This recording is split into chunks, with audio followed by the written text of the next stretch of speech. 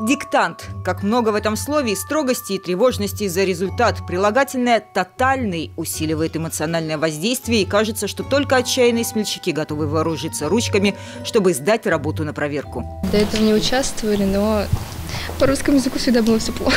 Я с диктантами не дружу.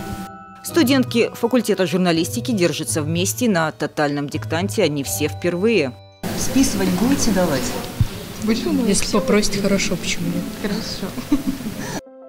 Желающих проверить свою грамотность в республике набралось более 11 тысяч. Это очередной рекорд. Количество отправивших заявку написать диктант очно в Казани увеличилось в 2 раза.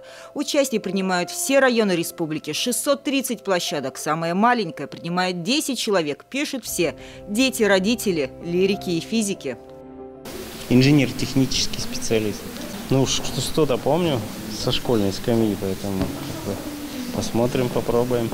Я раньше на Урале жила, там начинала ходить, а здесь уже 3-й раз. Ну и 5-ки были, да, 5-ки, 4-ки, но 3-ек не было.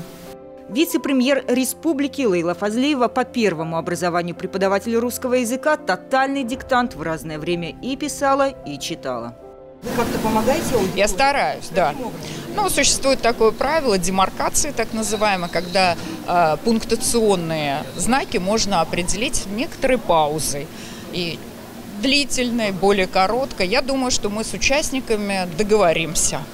Где уж точно пишущие не делают ошибок, так в написании слов на правила заучены еще в школе. Например, глаголов на «тся» и «тся».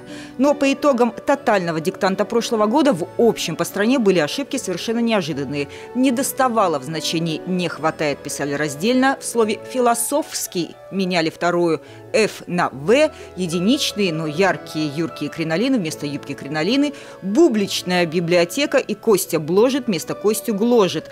Отклик быстрого набора Т9 и литературного фастфуда в виде блогов и постов.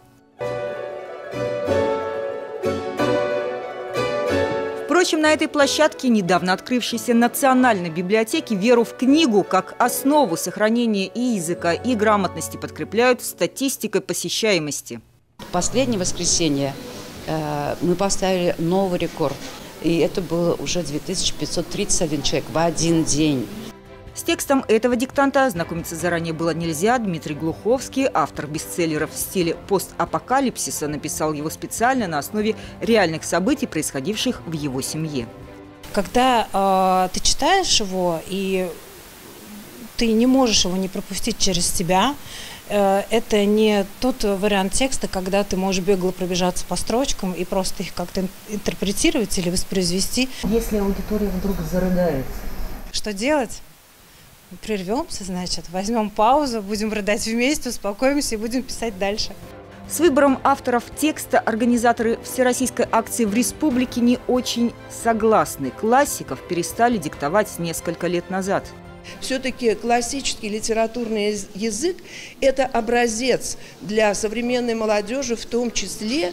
И поэтому я, например, могу с сожалением сказать, что мне бы хотелось в год 200-летия Федора Достоевского, который в этом году отмечается, увидеть текст Федора Достоевского. Это же было бы здорово.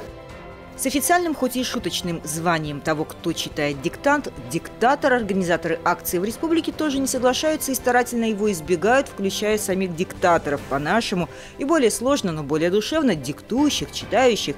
И вся просветительская акция пронизана вот этой скорее душевностью и огромной благодарностью к тем, кто пришел написать диктант, и к тем, кто читает, и к тем, кто проверяет, тоже добровольно. Эксперты, школьные учителя оценки тысячам работ намерены выставить за 1-2 дня. И это тоже своеобразный рекорд. Не сказала бы, что почерк прям стал совсем плохой. А в целом все еще держимся. Возможно, через лет 5-10 еще изменится.